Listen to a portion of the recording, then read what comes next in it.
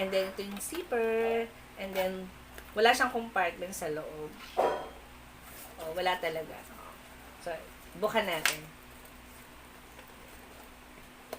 So, ayan mga sis. So, same lang naman din yung kanyang design. Yung color lang talaga yung pinagkaiba.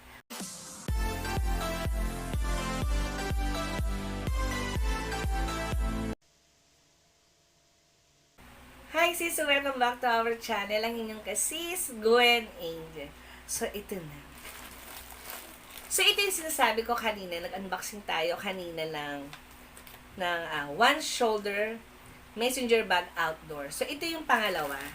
So, ito yung una kong in-order. Pero same day din naman mga kasigla. Sabi ko nga meron silang ganap. So, para meron silang choices kung anong gusto nilang gamitin na bag. So, itong bag na in-order natin sa online selling din uli. Nagla-live si ate.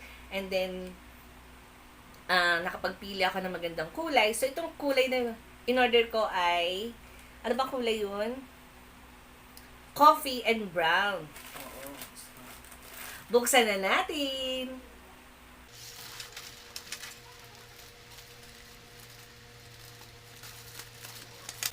Dahil nga meron nga silang ganap, oo, so, nag-request sila ng bag. So, ito in-order natin. So, ito naman daw ay new pillow bag, Boston Retro Women Bag. So, yan. So, anong kulay kaya ang unang lalabas?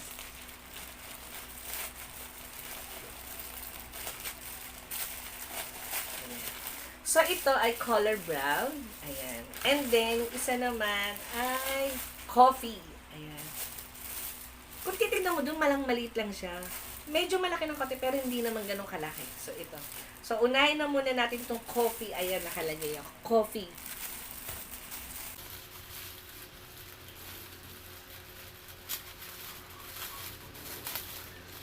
Yan, ang ganda. Ang ganda, sis. So, ito yung coffee. Ayan. So, para may mga choices sila kung ano gusto nilang gamitin na ba. So, ayan. So, ganito lang siya. Ayan. And then, so, binuksan ko na yung zipper. And then, sa loob, merong so, parang wala siyang compartment. So, open lang talaga siya. So, ipapakita ko siya sa inyo. Ayan. So, wala siyang zipper. So, one zipper lang siya.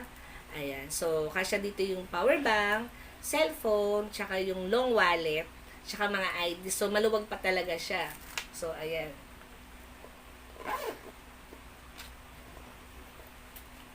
Shala.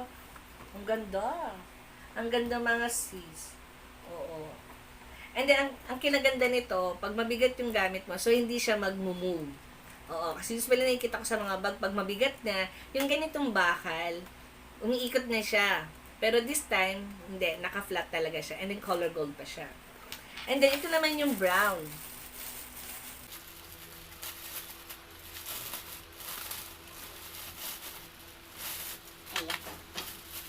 Ito yung mas maganda yung coffee.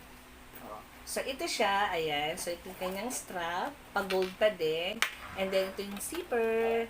And then, wala siyang compartment sa loob. Oh, wala talaga. So, bukan natin. So, ayan mga sis. So, same lang naman din yung kanyang design. Yung color lang talaga yung pinagkaiba. O, kasi kung bakit ito yung kulay na pinili ko dahil hindi masyadong halatang dumihin. Oo. Kasi yung color brown at saka yung coffee.